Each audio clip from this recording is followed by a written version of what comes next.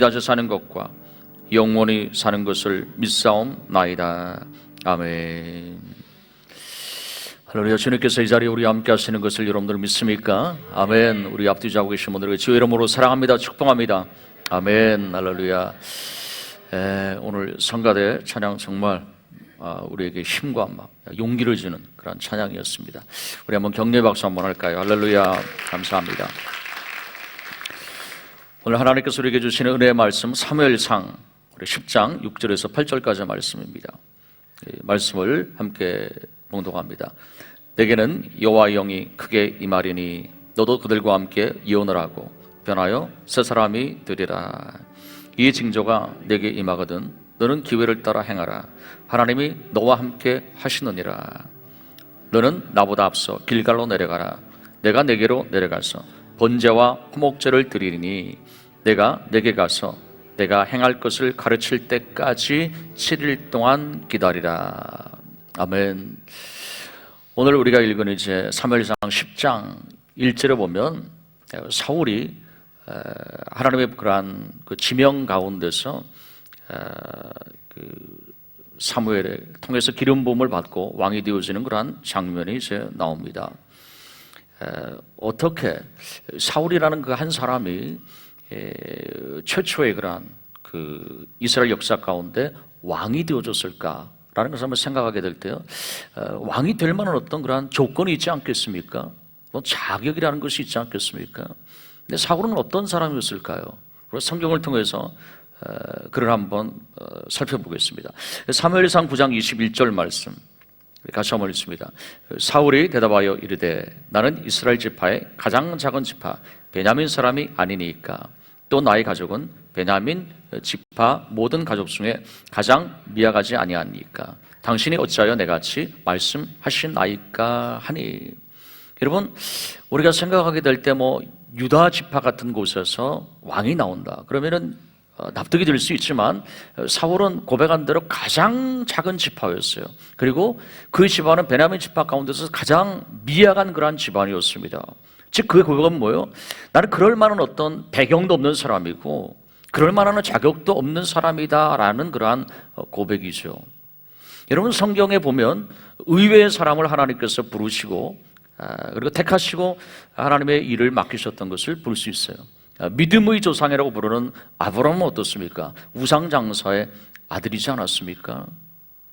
여러분, 기독교 역사 가운데 최고의 그러한 전도자로 불림을 받는 무디는 어떻습니까? 무디 목사님은 국민학교도 제대로 가보지 못한 그러한 분이었어요. 물론 반대의 분도 있습니다.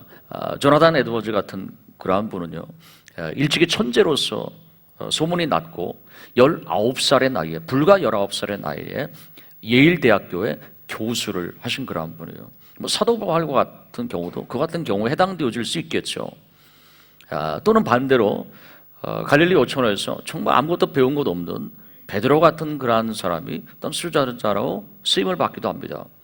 여러분, 왕을 한번 생각하게 될 때 다윗은 목동이었습니다. 여러분, 솔로몬 왕은 어떻습니까? 다윗 왕의 장남도 아니고 차남도 아니고 셋째 아들도 아니고 10번째 아들이에요. 그리고 더더군다나 그 모든 사람들이 조롱했었던 밧세바에게서 태어난 그러한 아들이었습니다. 우리가 이러한 일들을 생각하게 될 때 하나님 앞에 우리가 쓰임받을 수 있는 조건 있다면 무엇일까? 딱 한 가지입니다. 하나님의 오직 주권적인 선택에 있다라는 거예요. 여러분, 내가 하나님의 자녀가 되어진 것을 믿습니까? 여러분, 좀 초등학교 다닐 때 그런 많이 불렀잖아요. 나는 왕자다, 나는 공주다, 이런 종류의 찬양이요. 여러분들의 그런 정체성입니다. 나는 하나님의 자녀입니다. 하나님의 유업을 이을 후사입니다. 하나님을 아버지라고 부를 수 있는 만왕의 왕이신 하나님, 우주의 창조주, 그리고 심판주이신 그 어미하신 하나님이 나의 아버지가 되어준다는 거예요. 나에게 무슨 자격이 있을까요, 여러분? 여러분, 어떤 자격이 있길래 우주의 창조주이신 그 만왕의 왕이신 그 왕의 자녀가 되어졌습니까, 여러분? 여러분, 어떤 자격이 있습니까? 남보다 의로워서요? 아니면 도덕적이라서요? 아니면 좀 더 성품이 좋아서요? 여러분, 성경은 전혀 그렇게 말씀하고 있지 않죠. 디모데 후서 1장 9절 말씀 우리 같이 한번 읽어봅니다. 하나님이 우리를 구원하사 거룩하신 소명으로 부르심은 우리의 행위대로 하심이 아니요 오직 자기의 뜻과 영원 전부터 그리스도 예수 안에서 우리에게 주신 은혜대로 하심이라. 우리의 행위에 있다는 것이 아닙니다. 내가 무엇인가 잘해서가 아니라는 거예요, 여러분. 하나님의 전적인 은혜예요. 내가 하나님의 자녀가 되어진 것, 영원한 천국이 나에게 보장이 되어진 것, 그리고 주님께서 나의 삶 가운데 선한 목자가 되어주셔서 실만한 물가와 푸른 초장으로 인도해 주시는 것, 내가 하나님의 언약 백성이 되어진 것, 하나님을 사랑하기만 한다면 하나님께서 나의 모든 삶을 합하여서 선을 이루신다는 거예요. 이 모든 것들이 무엇이냐? 하나님의 전적인 은혜라는 거예요. 왜 이렇게 하셨을까요? 고린도전서 1장 27절에서 29절 같이 한번 읽습니다. 그러나 하나님께서 세상에 미련한 것들을 택하사 지혜 있는 자들을 부끄럽게 하려 하시고 세상에 약한 것들을 택하사 강한 것들을 부끄럽게 하려 하시며 하나님께서 세상에 천한 것들과 멸시받는 것들과 없는 것들을 택하사 있는 것들을 폐하려 하시나니 이는 아무 육체도 하나님 앞에서 자랑하지 못하게 하려 하심이라. 하나님께서 원하시는 것은 뭐예요? 겸손함입니다. 아무도 자랑하지 못하게 하기 위하여였어요. 하나님, 우리가 하나님 앞에 은혜를 받는 비결은 뭘까요? 하나님, 제가 부족합니다. 하나님, 나를 불쌍히 여겨주시고 긍휼히 여겨주세요. 그러한 마음을 가지고 여러분들이 하나님 앞에 나올 수 있기를 바랍니다. 하나님께서 사울을 왕으로 선택하셨어요. 그의 고백대로 그는 자격이 없는 그런 사람이었었어요. 근데 왕으로서 왕의 역할을 해야 되지 않겠습니까? 왕의 역할을 하기 위해서 하나님께서 하신 일이 있어요. 무엇이었을까요? 여러분, 그에게 기름을 부으셨다라는 거예요. 그것이 오늘 본문 1절에 나오는 그러한 말씀이기도 합니다. 기름을 부으셨다는 거예요. 여러분, 예수님도 그렇지 않습니까? 예수님도 사역을 시작하시기 전에, 메시아로서 사역을 시작하시기 전에 요단강에서 침례 받으시고 올라오실 때 비둘기와 비둘기 같은 성령이 예수님에게 임하셨다고 말씀했어요. 예수님께서 저희들에게 땅끝에까지로서 나의 복음을 증거하고 전파하라는 그러한 사명을 주셨고 그 일을 행하기 전에 어떻게 하셨습니까? 이제 약속하신 것을 너희가 기다리라. 한 곳에 모여서 저들이 성령 불같이 임하실 때까지 저들은 기도했어요. 성령 충만 받고서 저들의 사명과 사역을 이제 시작을 하였다라는 것이죠. 사도행전 2장 1절에서 4절까지 말씀 우리 같이 한번 읽어봅니다. 오순절 날이 이름에 그들이 다 같이 한 곳에 모였더니 후련히 하늘로부터 급하고 강한 바람 같은 소리가 있어 그들이 앉은 온 집에 가득하며 마치 불의 혀처럼 갈라지는 것들이 그들에게 보여 각 사람 위에 하나씩 임하여 있더니 그들이 다 성령의 충만함을 받고 성령의 말하게 하심을 따라 다른 언어들로 말하기를 시작하니라. 아멘. 여러분, 이 말씀이 우리에게 주는 그러한 그 메시지가 있어요. 무엇일까요? 여러분들 오늘 하나님 앞에 예배드리고 있습니다. 오늘 주일 예배를 드리면 내일 월요일이에요. 월요일부터 여러분들은 학교든 직장이든 사업장이든 일터로 다 가게 되겠죠, 여러분. 아니면 학교로 가게 되든지요. 그렇다면 여러분들 주일 예배 가운데 놓치지 말아야 될 것은 뭐냐면 세상 가운데서 여러분 교회에서만 그리스도인이 아니라 우리가 세상의 빛과 소금이라고 그랬어요. 세상 가운데서 빛과 소금으로 살아가고 복음의 영향력 있는 삶을 살아가고 그리고 하나님의 말씀에 증인되어지는 삶을 살아가고 이러한 것들이 어떻게 가능하냐는 거예요. 세상이 너무나도 악하지 않습니까? 오히려 크리스찬들을 조롱하는 그런 시대 가운데 살아가고 있지 않습니까? 이러한 세상 환경 가운데서 어떻게 능력 있는 그리스도인의 삶을 살아갈 수가 있을까요, 여러분? 한 가지예요. 오늘 우리에게 보여주고 있는 것은 사역을 시작하기 전에 사명을 이루기 전에 성령의 충만함을 받았다라는 것입니다. 오늘 예배 가운데 사모하는 청년들 가운데 성령의 기름 부으심을 부어주실 것입니다. 그 시름들 하여금 세상을 이기는 삶을 살아갈 수 있도록 주님께서 만들어 주실 거예요. 우리에게 중요한 것 바로 성령의 기름 부으심입니다. 성령의 기름 부으심이 중요한 것에 대해서 오늘 본문 6절이 말씀하고 있는데요, 우리 같이 한번 봅니다. 내게는 여호와의 영이 크게 임하리니 너도 그들과 함께 예언을 하고 변하여 새 사람이 되리라. 여호와의 영이 크게 임한다는 거예요. 성령의 감동과 감화가 있습니다. 그러면 너도 그들과 함께 예언을 하고 변하여 새 사람이 된다는 것입니다. 여러분, 예언을 한다라는 거예요. 여러분, 가장 완벽한 예언은 무엇일까요? 기록되어진 하나님의 말씀, 그것은 완성되어진 그러한 예언이에요. 최고의 예언이에요. 여러분들의 개인적인 어떤 은사가 있든 아니면 어떤 체험이 있든 여러분 그 어떠한 개인적인 것이라 할지라도요 하나님의 말씀 그 이상일 수는 없는 거예요. 말씀의 보증과 확정이 있어야 되는 것이죠. 즉 예언한다는 것은 뭐냐면은 내가 말씀의 사람이 되어지는 거예요. 예언을 하는 그런 사람이 된다는 것은 내가 말씀의 사람, 그것은 말씀 중심의 삶을 내가 살아갑니다. 하나님 이제는 내 중심의 삶이었다면 이제는 주님 중심의 삶을 살아갑니다. 하나님의 말씀과 내 삶이 분리되어진 것이 아니라 하나님의 말씀 앞에 내가 순종하는 삶을 살아갑니다. 새 사람이 되어지면 이런 변화가 일어납니다. 여러분, 나의 유익보다도 하나님의 유익을 먼저 구하게 되는 거죠. 하나님의 나라를 먼저 생각합니다. 하나님의 나라를 여러분들 먼저 이제 생각하게 되는 거예요. 그것이 바로 변화되어진 것이죠, 여러분. 나의 뜻을 이루기 위해서 노력하기보다도요 하나님의 뜻을 이루기 위해서 내가 노력하는 것이죠. 우리가 하나님 앞에 나왔을 때 하나님 내 뜻이 이렇거든요, 내 계획이 이렇습니다. 하나님 그러니까 하나님 이대로 이루어주세요. 나의 뜻을 관철하는 것이 아니라 아버지의 뜻을 먼저 구하고요, 하나님 제가 아버지의 뜻에 먼저 순종하기를 원합니다. 하나님 저에게 원하시는 것이 무엇이에요? 하나님 제가 무엇을 통해서 하나님께 영광을 드려야 될까요? 하나님 제가 지금 살아가고 있는 것이 바른 삶을 살아가고 있는 거예요? 아버지께서 원하시는 삶을 제가 살아가고 있는 것입니까? 라고 우리가 먼저 물어봐야 되는 거예요. 겟세마네 동산에서 예수님께서 우리에게 보여주신 것이 바로 그거 아니에요? 나의 잔, 하나님 이것이 가능하다면 좀 지나가게 하시옵소서. 십자가의 죽음이에요. 그렇지만 나의 원대로 마오시고 아버지의 뜻대로 하시옵소서.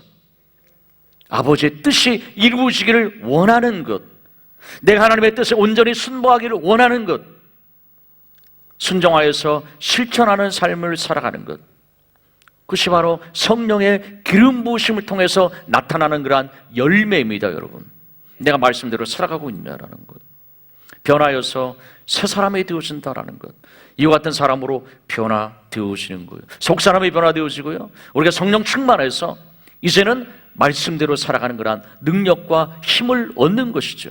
사명을 감당하는 삶으로 살아가는 거예요. 보면 7절 같이 한번 읽습니다. 이 징조가 내게 임하거든 너는 기회를 따라 행하라. 하나님이 너와 함께 하시느니라. 여러분, 말씀을 듣기만 하는 사람이 아니라 말씀대로 행하는 그러한 삶을 살아가라는 거예요. 여러분, 이것이 어떻게 가능합니까? 여러분, 좀 불가능해 보이는 그러한 것들을 주님께서 말씀하지 않으셨어요? 너희가 큰 자가 되기를 원한다면 먼저 섬기는 자가 되라고 그랬어요. 그리고 원수까지라도 사랑하라고 그랬어요. 여러분, 이러한 것이 어떻게 가능합니까? 불가능한 거예요. 그런데 오늘 본문에 말씀하는 대로 성령 하나님께서 너와 함께 하시느니라. 할렐루야. 내 힘으로 능으로 할 수 없지만 성령께서 함께 하시게 될 때 말씀을 이루는 삶을 살아갈 수 있다라는 것입니다. 내 힘이 아니라, 내 어떤 육신적인 본성이 아니라 위에서부터 부어지는 성령의 권능과 능력이에요. 여러분, 예수님의 사역의 원천은 어디 있었을까요? 예수님께서 그 어떤 놀라운 일을 행하셨던 그 비결은 과연 어디에 있었던 것일까요, 여러분? 사도행전 10장 그리고 38절 한번 같이 읽습니다. 하나님이 나사렛 예수에게 성령과 능력을 기름 붓듯 하셨음에 그가 도로 다니시며 선한 일을 행하시고 마귀에게 눌린 모든 사람을 고치셨으니 이는 하나님이 함께 하셨음이라. 아멘. 하나님께서 성령과 능력을 기름 붓듯 물 붓듯 하나님께서 하신 거예요. 그래서 들어다니심에 선한 일을 행하셨다라는 것입니다. 예수님의 놀라운 사역의 원천은 하나님께서 성령과 능력을 기름 붓듯 하셨다라는 거예요. 그리고 하나님께서 함께 하셨다라는 것입니다. 예수님에게도 성령과 능력을 기름 붓듯 붓는 그 일이 필요했다면 여러분, 우리 같이 전역한 사람들은 더욱더 성령의 기름 부으심이 필요하지 않겠습니까? 하나님께서 구하는 자에게 왜 그것을 허락하지 않겠습니까? 여러분, 내 힘으로 그리스도를 산다는 것이 얼마나 힘이 드는 일일까요? 그렇게 하려고는 했지만 안 되는 것 때문에 좌절해 본 적이 있지 않습니까, 여러분? 낙심해 본 적이 있지 않습니까? 여러분, 본질은 무엇입니까? 주의 성령을 여러분들이 사모하실 수 있기를 주의 이름으로 축원합니다. 로마서 8장 14절 말씀 같이 한번 읽습니다. 무릇 하나님의 영으로 인도함을 받는 사람은 곧 하나님의 아들이라. 하나님의 영으로 인도함 받는 사람, 성령의 인도함을 받는 사람, 여러분, 성령의 인도함을 구하십시오. 주님께서 우리의 길을 인도하실 것입니다. 본문 8절 우리 같이 한번 보겠습니다. 너는 나보다 앞서 길갈로 내려가라. 내가 내게로 내려가서 번제와 화목제를 드리리니 내가 내게 가서 내가 행할 것을 가르칠 때까지 7일 동안 기다리라. 너는 나보다 앞서 길갈로 내려가라는 거예요. 왜 길갈로 가라고 하신 것일까? 그럼 길갈이 어떠한 곳입니까? 하나님께서 이스라엘 백성들에게 출애굽의 놀라운 그러한 기적을 베풀어 주셨어요. 그렇지만 40년의 광야 생활을 하지 않았습니까? 얼마나 힘이 들고 어려웠었을까요? 드디어 꿈에도 그리던 은혜의 땅, 약속의 땅, 축복의 땅, 언약의 땅인 가나안에 들어가게 되어졌습니다. 그래서 하나님께서 그들에게 명령하신 것이 있죠. 요단강에서 돌을 주워다가 12돌을 주워다가 길갈에다가 기념비로 세우라고 그랬어요. 왜요, 여러분? 가나안 땅은 젖과 꿀이 흐르는 그런 땅이에요. 너희가 풍요로워지게 될 때, 너희가 성공하게 될 때, 여러분 우리 인생 가운데도 그런 거 있지 않습니까? 여러분 가난한 사람들이 부유해지고요, 또한 병든 자가 강건해지고요, 이 같은 역사가 여러분 가운데 있기를 주의 이름으로 축원합니다. 새 일과 새 역사를 여러분들이 경험하는 거예요. 하나님의 살아계신 그런 기적, 그것을 체험하는 삶을 살아가는 거예요. 글쎄 우리는 과거에 광야 같은 어려웠었던 생활을 잊어버리고 살 때가 너무나도 많이 있지 않습니까, 여러분? 그것을 잊어버리지 말라는 거예요. 그것을 보면서 잊어버리지 말라는 거예요. 그리고 너희가 태어날 자녀들에게 그것을 보여주면서 조상들이 어떻게 살았는지, 그 환난 가운데 있을 때 하나님께서 어떻게 큰 은혜를 베풀어 줬는지 그것을 너희가 가르쳐 주라는 것입니다. 할렐루야. 여러분 가운데도 이와 같은 길갈이 있어야 되는 거예요. 그러한 기념비가 여러분 가운데 있어야 되는 것입니다.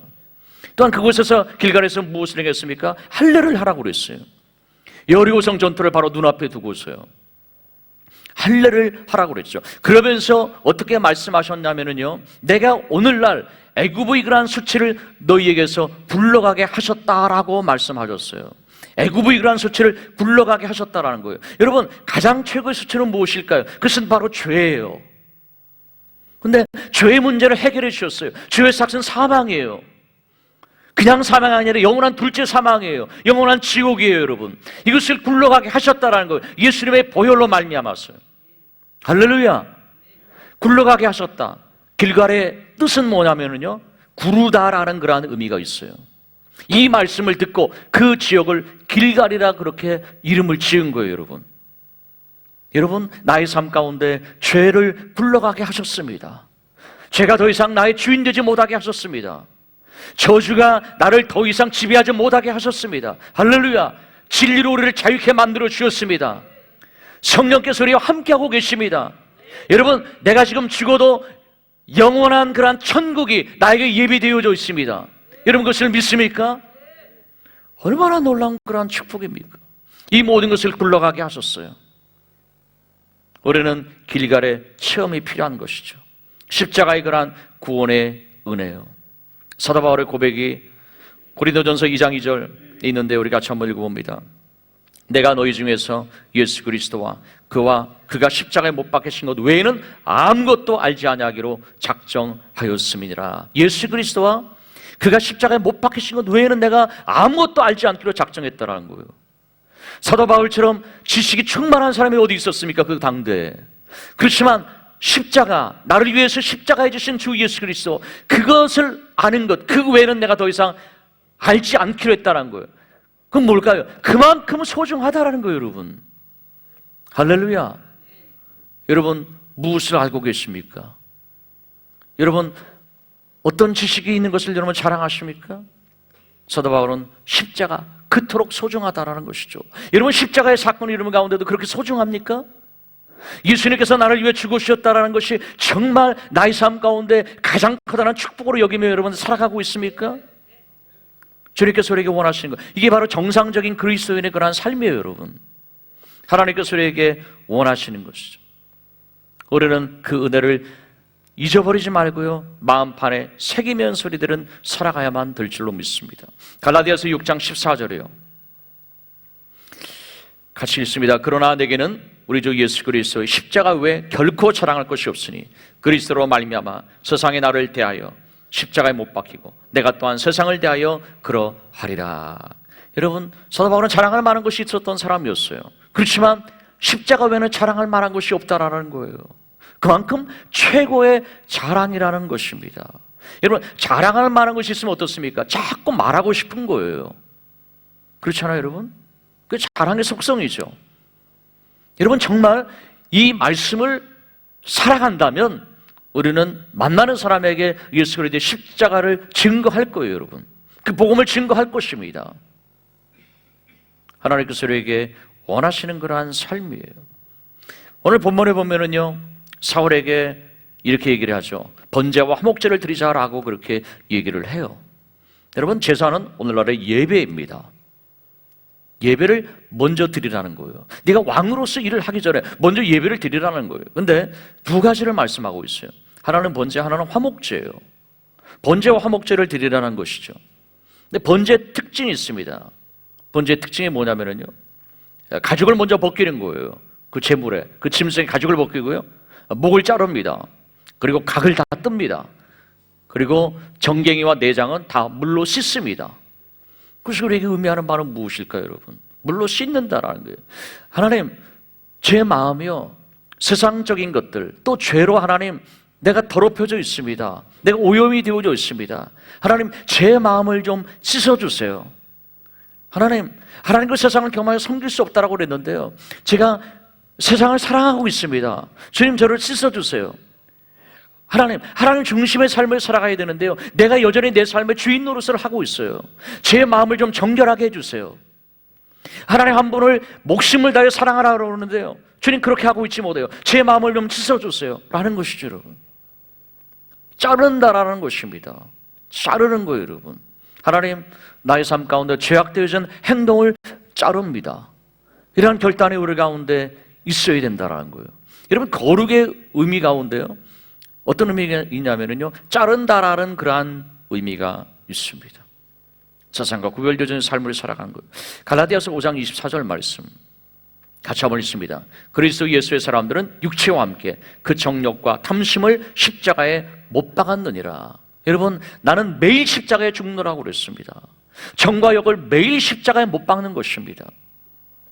여러분, 이와 같은 수고가 여러분을 필요한 거예요. 번제를 드리기 위해서 짐승을 잡아야 되고요, 또 각을 떠야 되고요, 씻어야 되고요, 가죽을 벗겨야 돼요. 이런 수고가 필요한 거예요, 여러분. 우리에게도 그와 같은 수고가 필요하다라는 거예요. 매일매일. 왜요? 우리는 영적인 전쟁 가운데, 싸움 가운데 있기 때문에 그런 것이죠. 번제 두 번째 특징이 있어요. 그건 뭐냐면요, 완전히 불에다 태우는 거예요. 번제가 가지고 있는 특징은요, 드림으로써 완전히 다 끝나는 것입니다. 드림으로 끝나는 것이 바로 번제예요. 드리는 것으로 끝나는 것이지 뭔가 남을 것을 기대하는 게 아니에요. 뭔가 되돌아올 것을 기대하는 것이 아니라는 것이죠. 주시고 그 드린 것에 대해서 보상하시고, 이것은 하나님의 전적인 소관이지 나의 몫이 아니라는 것입니다. 다시 한번요, 하나님께서 사울이 왕으로서 일을 하기 전에 왜 번제를 드리라고 그랬을까라는 것입니다. 그것은 주의 일을 하는 사람의 태도를 가르쳐주고 있는 거예요. 봉사를 하고 있는 사람들의 태도를 가르쳐주고 있는 거예요. 봉사하고 헌신하고서 기대할 것이 없다라는 거예요. 그렇다면 시험 될 것도 없습니다. 그리고 섭섭할 것도 없습니다. 그냥 드리고서 끝나는 거예요, 여러분. 성가대도 마찬가지예요. 정말 최선을 다해서 열심히 일을 했어요. 연습을 했어요. 하나님은 올려드렸어요. 사람들이 어떻게 반응하든지 그냥 드리기 것으로 끝나는 것이죠. 여러분, 어떤 봉사를 하든, 뭐 셀리더든 아니면 교사이든 아니면 뭐 어떤 봉사이든 드림으로서 그냥 끝나는 거예요. 그렇다면 섭섭함과 또한 시험과 이러한 것들을 이길 수가 있을 것입니다. 드려짐으로 끝내는 것, 상급과 보상은 하나님께서 알아서 하실 그러한 일이에요. 여러분 생각해 보세요. 예수님 십자가를 지시기 이제 얼마 전에요, 마리아라는 한 여인이 옥합을 깨뜨려서 어떻게 합니까? 향유를 예수님 머리에 붓습니다. 그리고 흘러내리는 그러한 향유, 자기의 머리를 가지고서, 그것은 여인에게 있어서는 정말 가장 소중한 것이죠. 그 머리카락을 가지고서 예수님의 발을 닦아드립니다. 여러분 한번 생각해 보세요. 그 여인이 누구였는가? 뭐 성경학자들 가운데 많은 분들이 이렇게 얘기하기도 합니다. 가늠하다 현장에 잡혀온 그 여인, 죄 없는 자가 돌로 치라, 돌에 맞아 죽어야 될 그런 상황 가운데서 예수님 그렇게 말씀하셨어요. 생명을 구원해 주셨어요. 그리고 내가 다시는 죄를 범하지 말라라고 주는 새로운 삶을 열어주셨어요. 그 여인이었을 것이다라고 얘기를 해요. 여러분, 가능성 있는 그런 이야기죠. 근데 이 여인이 가장 소중한, 여인에게 있어서 가장 소중한 옥합을 깨트려서 향유를 부었어요. 부어드리면서 어떤 생각을 했을까요, 여러분? 어떤 생각을 했을까요, 여러분? 아, 이 값비싼 향유를 내가 드리면 예수님께서 나에게 얼마나 커다란 축복을 주실까? 여러분, 그렇게 생각했을까요? 그랬을까요? 그러지 않았을 거예요. 내가 받은 은혜를 생각하게 될 때, 이 사랑을 생각하게 될 때 내가 어떻게 감당할 길이 없는 거예요. 그래서 나에게 있는 가장 소중한 것이 무엇일까? 그 향유야, 나드 향유. 근데 옥합 다시 쓸 수도 있어요. 근데 그걸 그냥 깨트렸어요. 그리고 부어드렸어요. 부어드리고서 그 여인은 행복했어요. 너무 기뻤어요. 너무 감사했어요. 여러분, 그것이 바로 번제예요. 그것이 바로 예배예요, 여러분. 하나님과 나와의 그런 관계예요. 이것이 되어져야 된다라는 거예요. 하나님께서 우리에게 원하신 것이죠. 내가 주일을 하기 전에 오늘 주일 예배 드리니? 그렇다면 너에게도 이와 같은 경험과 체험이 있어야 돼. 그랬을 때 내가 영적인 싸움 가운데 승리하며 살아갈 수 있어 라고 우리들에게 가르쳐주고 있습니다, 여러분. 우리에게 정말 소중하고 중요한 것이죠. 이러한 것이 아니라면, 이 자세를 가지고 살지 않는다면, 이 기쁨과 행복이 없다면, 여러분, 일하고 나서 섭섭함과 시험이 다가오는 거예요. 여러분, 헌신하고 나서 실족하게 되어진다는 것입니다. 여러분, 얼마나 안타까운 그러한 일일까요? 하나님께서 우리에게 원하시는 것, 내가 이것을 먼저 해야 돼 라고 가르쳐주고 계세요. 단 주님께서 우리에게 가르쳐주신 것, 화목제를 드리라고 그랬어요. 사무엘을 통해서요. 예수님은 십자가에서요.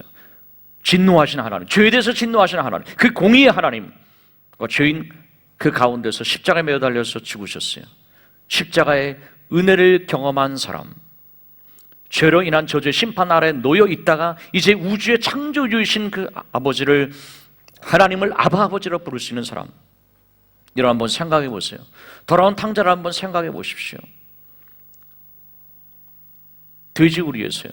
쥐업 열매를 먹어야 되는 그런 비참함에 전락해버리고 말았어요. 원래 그렇게 어려웠던 사람이었으니까? 아니었어요. 아버지에 물려진 미리 받은 그 유산으로 말미암아서 정말 친구들의 부러움의 대상이었을 거예요.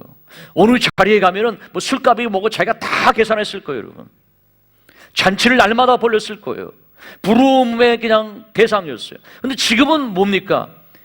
그 돼지우리에서 쥐업 얼마나 먹고 있어요. 얼마나 스스로 생각해도 비참할까요, 여러분? 근데 남자는 뭡니까? 자존심으로 살지 않습니까? 근데 자존심 다 구기고 죽이고 아버지 집으로 다시 가야 되는 그 발걸음이 얼마나 무거웠을까요, 여러분? 그 무거운 발걸음을 가지고 아버지 집에 가게 되는데요. 아버지가 막, 야, 너 무슨 낯으로 왔냐? 너 이미 내 호적에 다 팠다. 야, 난 너 모르니까 가. 뭐 이렇게 할 수도 있잖아요, 여러분. 그런데 그냥 한 걸음에 달려가서 막 껴안고, 여러분, 막 새 옷을 입히고요, 가락지를 끼우고요, 뭐 신발을 갈아 신기고요, 그리고 송아지를 잡아서 잔치를 베풀고요. 여러분, 그 아들의 마음 가운데 어떤 마음이 있었을까요? 그 아들의 마음 가운데요, 그 아버지에 대한 그 사랑, 물밀듯이 파도같이 밀려오는 그 사랑, 여러분 그냥 파도가 아닐 거예요. 막 쓰나미처럼 밀려오는 거란 아버지의 사랑이었을 거예요, 여러분. 그렇지 않습니까? 이것에 감동하고요, 그것에 완전히 KO 당했어요, 여러분. 이 아버지의 사랑, 나를 용서하시는 그 아버지의 사랑, 이 엄청난 감동과 감격, 그것을 그 아들이 느끼고 그 아들이 체험한 것 아니겠어요, 여러분? 화목제는 무엇일까요? 화목제에서 말하는 그 화목은요, 기쁨과 행복을 의미합니다. 예수님께서 나를 용서해 주셔서 내가 하나님을 아바 아버지라 부를 수 있는 이 엄청난 감동과 감격, 이것이 바로 화목제의 화목이라는 그런 의미예요. 하나님의 사랑, 예수 그리스도의 십자가 희생적인 사랑으로 인해서 기쁨과 감격을 가눌 길이 없는 거예요. 하나님께서 우리 가운데 예배 가운데 부어주기를 원하시는 것은 바로 이러한 기쁨과 감사입니다. 여러분 가운데 이러한 것이 있습니까? 하나님께서 우리가 원하시는 것은 바로 그러한 거예요. 내가 행해준 일로 인하여서 기뻐하고 감사하는 거예요. 여러분 한번 생각해 보세요. 부모님이요, 부모님 된 여러분들이 좀 아끼고 내가 쓸 것 안 쓰고 그래서 아이가 좋아하는 것을 선물로 사주었어요. 선물로 주었는데 뭐 별로 관심도 없어요. 별로 기뻐하지도 않아요. 그럼 어떻습니까? 별로 기분이 좋지 않아요. 그렇지만 여러분 그 선물을 줬는데 너무 기뻐하고 너무 즐거워하고 너무 감사하고 막 아빠 최고야, 엄마 최고야 하면 어떻습니까? 여러분 그 준 것에 대한 보람이 막 행복감이 막 물밀듯 밀려오는 거예요. 여러분 하나님께서 무엇인가를 원하시는 것보다도요, 내가 준 것에 대해서 기뻐하게 될 때 그것이 하나님 앞에 우리가 드리는 그런 예배예요. 여러분 하나님 앞에 드릴 수 있는 것이에요. 여러분 저는 여러분 가운데 이러한 분들이 많이 나오실 수 있기를 바랍니다. 주님의 은혜가 너무너무 감사해서요, 제가 너무 마음이 뜨거워져요. 가만히 있을 수가 없어요. 아유 목사님, 저 뭔가 좀 주님을 위해서 일하고 싶어요. 봉사하고 싶은데 뭐 좀 할 거 없을까요? 할렐루야. 이런 분들이 많이 나오실 수 있기를 바랍니다. 바로 이것이 하나님께서 원하시는 그러한 일이죠. 하나님께서 기뻐하시는 그러한 일이죠. 여러분들이 봉사하기 전에 점검해야 될 일이 바로 이거예요. 기쁨과 내게 감사가 있느냐라는 거예요. 여러분 기쁨과 감사는 윤활유와도 마찬가지예요. 자동차 이 바퀴 축에도 뭡니까? 베어링이 있고요. 기계에도 베어링이 있어요. 그 뭡니까? 거기에 윤활유가 있어야 돼요. 윤활유 없이도 돌아갈 수 있어요. 한동안은. 그러다 어떻게 됩니까? 마모되고요. 그리고 삐그덕거리고 부서지고 깨지고 결국은 끝납니다. 윤활유와도 마찬가지인 거예요. 기쁨과 감사로 먼저 내가 공급받지 않고서 여러분 봉사하면 힘이 드는 거예요. 그리고 소리만 나다가 멈춰 서는 거예요, 여러분. 그리고 그냥 깨어져 버리는 거예요. 성령의 기름 부으심은 이와 같은 거예요. 우리가 화목제를 드린다는 것은 기쁨과 감사예요. 마치 이것은 지치지 않게 하는 활력소와도 마찬가지입니다. 여러분 초대교회 성도들은 어떤 삶을 살았습니까? 사도행전 2장 46절에 47절이요. 같이 한번 읽습니다. 날마다 마음을 같여요. 성전에 모이기를 힘쓰고 집에서 떡을 떼며 기쁨과 순전한 마음으로 음식을 먹고 하나님을 찬미하며 또 온 백성에게 칭송을 받으니 주께서 구원받는 사람을 날마다 더하게 하시니라. 여러분 기쁨으로 떡을 떼었다라는 거예요. 여러분 초대교회 한번 생각해 보세요. 이처럼 편한 어떤 우리가 예수님 믿기에 편한 환경일까요? 아니에요. 위협이 있었어요. 순교의 어떤 각오가 없으면 안 되었던 당시예요. 환난이 도사리고 있었어요. 여러분 이런 상황 가운데 기쁨으로 떡을 떼었다라는 거예요. 바로 그것이 그 능력 있는 삶의 원천이었어요. 하나님께서 부어주는 그 기쁨 오직 한 가지요, 예수님의 십자가에서부터 부어주는 성령의 기름 부으심이었어요. 그것은 바로 이것을 그들의 삶을 그렇게 만들었던 거죠. 여러분 기쁨은요, 감사는 세상을 이기는 놀라운 능력입니다. 놀라운 능력이에요. 우리 하나님의 말씀이요, 고린도후서 8장 2절 말씀 같이 한번 읽습니다. 환난의 많은 시련 가운데서 그들의 넘치는 기쁨과 극심한 가난이 그들의 풍성한 연보를 넘치도록 하게 하였느니라. 여러분 말씀을 잠깐 또 알아두세요. 보면요, 환난의 많은 시련 가운데서 그들의 넘치는 기쁨. 여러분 이게 문맥이 맞는 거예요? 잘못 쓰여진 것 같아요. 극심한 환난의 많은 시련이 있어요. 그냥 한두 가지가 아니에요. 많은 시련이에요. 환난의 많은 시련. 이것이 다가온다면 어떻게 될까요, 여러분? 먼저 그러는 낙심이 다가올 거예요. 그리고 하나님 믿는데 왜 이렇게 어렵지? 라는 하나님에 대한 신뢰에 금이 가기 시작할 거예요. 그리고 절망이 다가올 수도 있을 거예요. 그리고 하나님을 떠날 수도 있을 거예요. 우리가 이렇게 되지 않겠습니까? 근데 오늘 말씀은 뭐라고 말씀하고 있어요? 환난의 많은 시련 가운데서 그들이 넘치는 기쁨. 할렐루야. 얼마나 엄청난 그런 역설입니까? 크리스찬의 삶이라는 것은 바로 이러한 거예요. 환난의 많은 시련이 있지만 오히려 넘치는 기쁨이 있다라는 거예요. 여러분 누가 진정한 크리스찬일까요? 누가 능력 있는 크리스찬일까요? 불가능한 환경, 인간적으로는 도저히 가망성이 하나도 없습니다. 그렇지만 내게 능력 주신 자 안에서 나는 모든 것을 할 수 있습니다. 할렐루야. 어려움 가운데서요, 불가능한 상황 가운데, 환난 가운데서 오히려 기뻐할 수 있는 것, 오직 하나님 때문에. 바로 그것이 능력 있는 그리스도인의 삶이에요. 세상이 감당치 못하는 그런 사람이죠. 또 뭐라고 말씀하고 있습니까? 극심한 가난이 그들의 풍성한 연보로 넘치게 하였느냐. 극심하게 가난한데 어떻게 풍성한 연보를 합니까, 여러분? 말이 안 되죠. 돈 떨어지면은 마음도 싸늘해집니다, 여러분. 그렇지 않아요? 신경이 예민해지고 날카로워집니다. 인색해지기 시작할 수밖에 없는 것이죠, 여러분. 그렇지만 여러분, 극심한 가난이 오히려 풍성한 연보를 하겠다라는 거예요. 이것이 바로 그리스도인의 그러한 삶이에요. 하나님께서 우리에게 주기를 원하시는 거예요. 그것이 바로 복음의 능력이에요. 여러분, 마음 가운데서 먼저 풍요로워지는 거예요.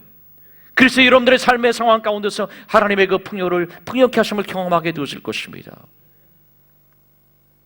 우리가 주님 안에서요, 어떠한 삶을 살아가야 되는, 바로 이것이 화목제의 그러한 축복입니다.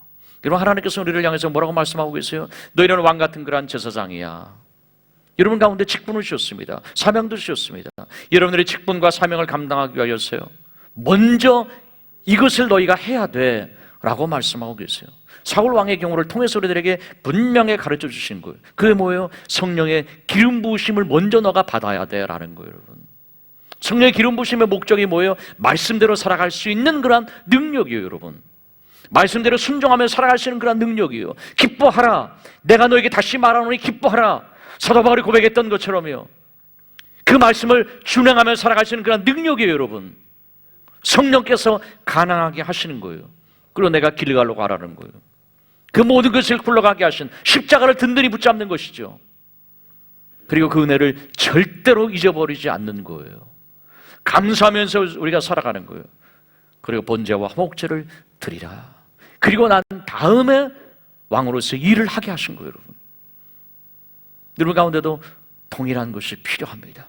이랬을 때 여러분들 그 모든 것들 가운데요, 넉넉하게 이기게 하시는 하나님의 그 놀라운 역사를 여러분들이 경험할 것입니다. 이와 같은 삶의 간증이 여러분 가운데 있기를 주의 이름으로 축원합니다. 기도하겠습니다. 아버지 하나님, 사랑과 너를 참으로 감사를 드립니다. 광야 같은 인생길을 살아가는 동안 하나님, 힘들고 지치고 낙심되어지고 내 뜻대로 안 되어지는 그런 일들 때문에 내가 속상하고 상처받고 사람들로 인하여서, 주님, 광야는 어차피 일하는 곳입니다. 우리 인생이 광야입니다. 피할 수 없다면 우리가 이것을 어떻게 이기며 살아갈 수 있을까요? 성령의 기름 부으심입니다. 하나님, 저에게 성령의 기름 부으심 필요합니다. 예수님에게도 성령의 기름 부으심 필요했다면 나에게는 더욱더 필요합니다. 주님, 성령의 충만함을 여러분들이 구하십시오. 여러분, 그 예배 자리를 사모하십시오. 기도의 자리를 사모하십시오. 길갈로 가라. 십자가 앞에 다시 나가는 것입니다. 나를 어떻게 용서하셨는지, 나를 어떻게 자유케 하셨는지, 나의 죄를 어떻게 용서하셨는지, 천국이 나의 것이 되어졌습니다. 하나님, 그 십자가의 대속의 죽음, 그 은총을 나는 절대 잊지 않고 매일매일 기억하며 감사하며 살겠습니다. 하나님, 여기서부터 흘러나오는 부어지는 하나님, 그 은혜, 성령의 기름 부으심을 가지고 내가 살겠습니다. 하나님, 내가 주의를 하게 될 때 그냥 번제 드리는 것으로 만족하겠습니다. 하나님, 나에게 남는 것이 아무것도 없습니다. 하나님, 그저 감사함으로 하나님 앞에 드립니다. 아버지, 옥합을 깨뜨렸던 그 여인의 그 마음을 저에게 주세요. 그 마음 가지고 평생을 제가 봉사하고 사역하며 하나님 주의를 하며 살아갈 수 있도록 도와주세요. 하나님, 저를 불쌍히 여겨주세요. 하나님, 돌아온 탕자를 반겨주셨듯 나를 반겨주시는 그 탕자의 기쁨과 감사와 감격이 내 안에도 하나님 느껴지고 살아있기를 원합니다. 그래서 하나님, 주님이 기쁘게 되는 삶을 살기를 원합니다. 이 생이 아니라 일생의 삶을 살아가는데 하나님, 이 모습 이대로 지금처럼 1년 살아온 것, 여러분 몇 년을 살아온 것, 남은 인생도